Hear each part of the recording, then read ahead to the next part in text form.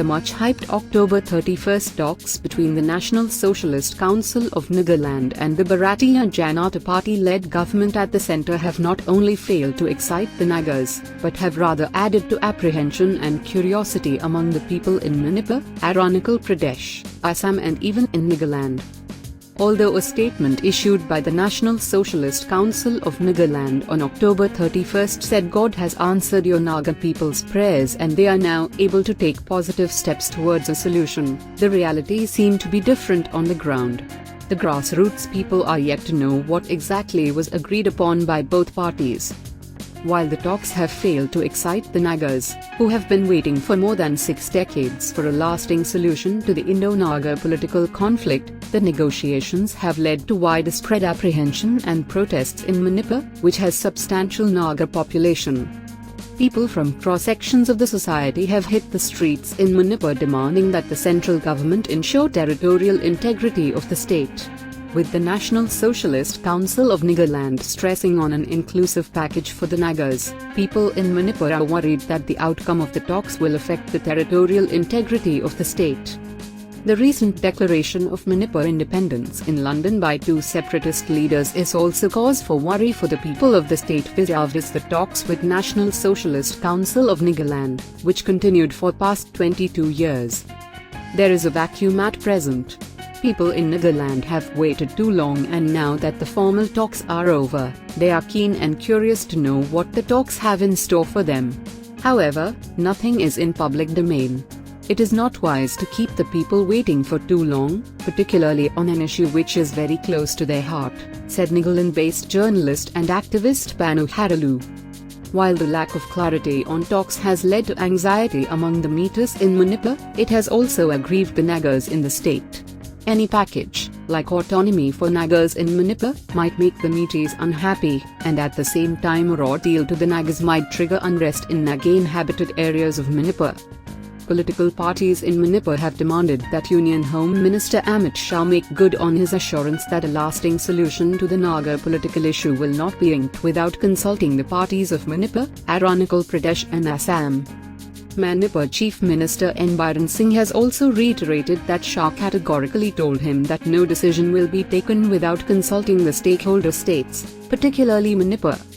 Singh had recently led a delegation of all political parties to Delhi to meet Shah.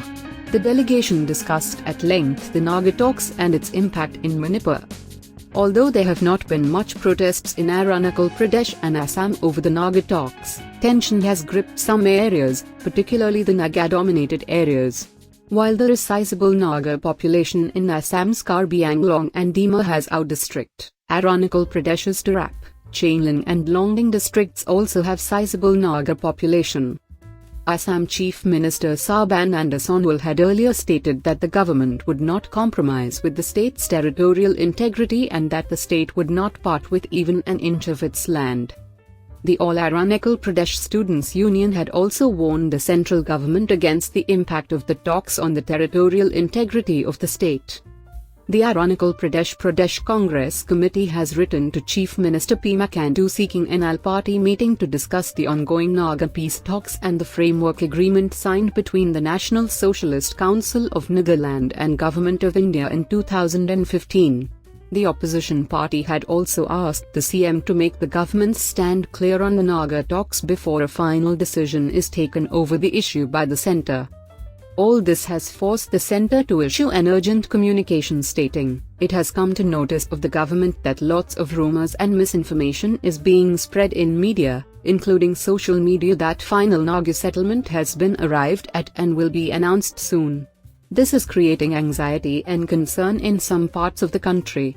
It is clarified that before any settlement is arrived at with Naga groups, all stakeholders including states of Assam, Manipur and Arunachal Pradesh will be duly consulted and their concerns will be taken into consideration. It's noteworthy that the Naga insurgency movement is one of the longest political conflicts in Asia, and the success of the Naga peace talks is a prerequisite to establishing lasting peace in the whole of the region, particularly at a time when the Bharatiya Janata Party, which rules at the centre, is looking east through the northeast. The National Socialist Council of Nagaland, which signed a ceasefire agreement with the Government of India in 1997, had taken part in over 100 rounds of talks, some held abroad and some in India, in the last 22 years. Integration of all Naga-inhabited areas in the region is one of the main demands of the outfit, which calls the region Greater Nagalim, a demand which has threatened the territorial integrity of Manipur, Arunachal Pradesh and Assam.